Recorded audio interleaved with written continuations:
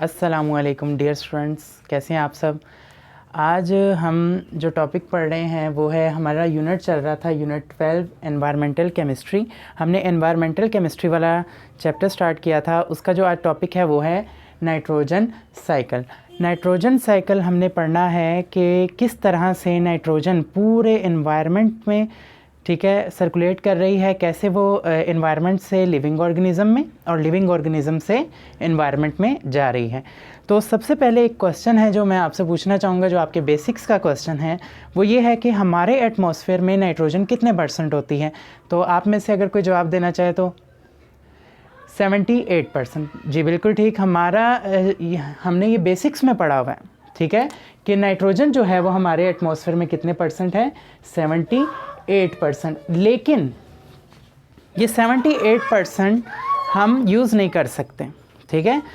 Basically 78% जो nitrogen है हमारे एटमॉस्फेयर में प्रेजेंट है, ठीक है, ये हमें चाहिए। क्यों?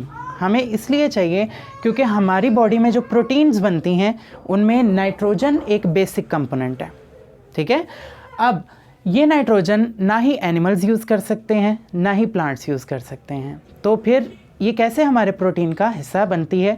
तो इसको एटमॉस्फेरिक जो नाइट्रोजन है इसको पहले नाइट्रेट्स में कन्वर्ट होना चाहिए, ठीक है। नाइट्रेट्स में कन्वर्ट होगी तो फिर भी एनिमल्स इसे यूज़ नहीं कर सकते लेकिन प्लांट्स यूज़ कर सकते हैं, ठीक है। और हम इनडायरेक्ट क्या है, नाइट्रेट को हासिल कर रहे हैं प्लांट्स, ठीक है।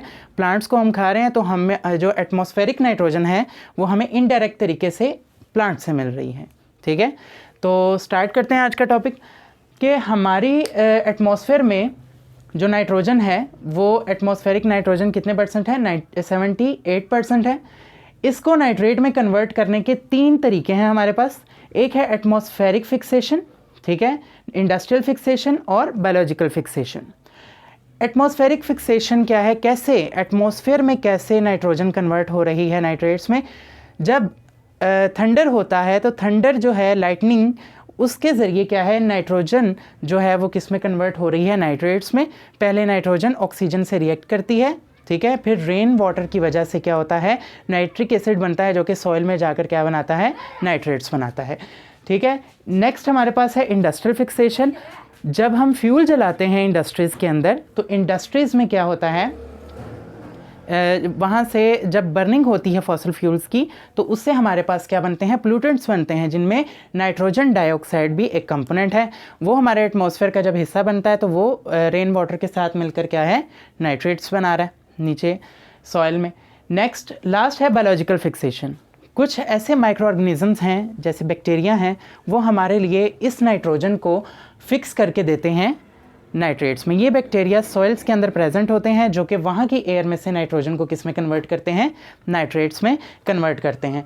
तो पहला स्टेप, जब नाइट्रोजन फिक्सेशन हो गई, जब नाइट्रेट्स बन गए, तो ये नाइट्रेट्स कौन यूज़ कर सकता है, एनिमल्स बिल्कुल यूज़ नहीं कर सकते, बल्कि प्लांट इसे यूज़ कर सकते हैं, वो भी डिज़ोल्व फॉर्म में, जब वो पानी के अंदर डिज़ोल्व हो। लेकिन हो सकता है कि जिस सॉइल के अंदर नाइट्रेट्स हों वहाँ पर रेन वाटर की वजह से फ्लड या कोई भी ऐसी कंडीशन आ जाए जिसकी वजह से ये नाइट्रेट्स उस पानी के अंदर डिज़ोल्व होकर ओशंस में चले जाएँ। तो इस प्रोसेस को हम क्या कहते हैं, leaching, run away of the minerals into the water, ठीक है, पानी के साथ बहकर चले जाएं।